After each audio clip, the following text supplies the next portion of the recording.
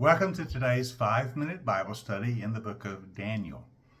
We've been looking at Daniel chapter 9, the latter half of the chapter, which contains Daniel's third vision.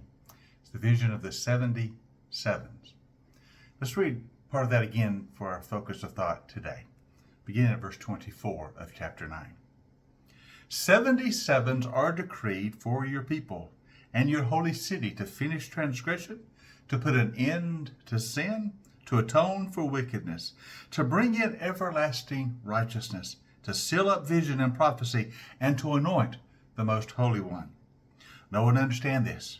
From the time the word goes out to restore and rebuild Jerusalem, until the anointed one comes, the ruler comes, there will be 7 sevens and 62 sevens. It will be rebuilt with streets and a trench, but in times of trouble. Now, after the 62 sevens, the anointed one will be put to death, and he will have nothing. All right, we saw yesterday that the 70 sevens refer to God's plan for bringing an end to sin, to making atonement for sin by the coming of the Messiah, who will give his life for us to make atonement for our sins. Now, these 77s are broken into 3 groups. First, there's the first group of 7 sevens, and then there's a group of 62 sevens, brings the total to 69. And after the 69 sevens, the Messiah comes, the anointed one, and then there's 1 group of 7 left. Now, we're told that this group of 77s begins with the word going out to rebuild, to restore Jerusalem.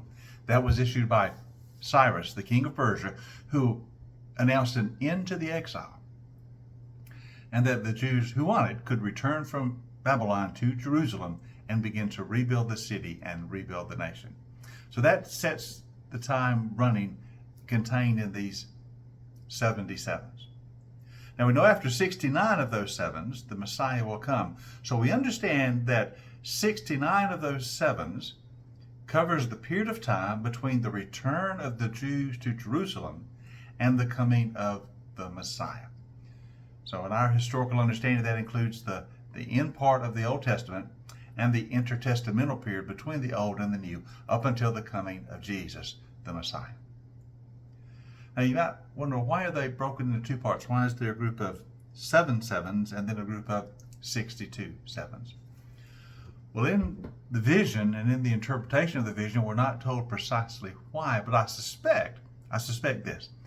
I suspect that the first group, the 7 sevens, relates to the period of time that it will take the Jews to return to Jerusalem and to rebuild the nation, to restore Jerusalem, to rebuild the walls, and to rebuild the temple.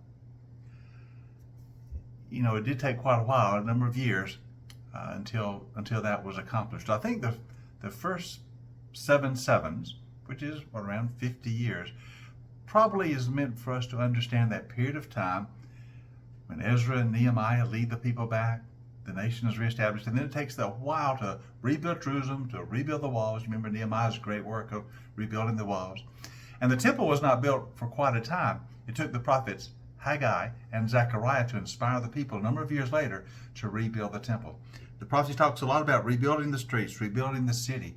So I think this first group of 7 sevens is that period of time from when the exile ends and the Jews are allowed to return home until they reestablish the city, especially rebuild and consecrate the temple of God.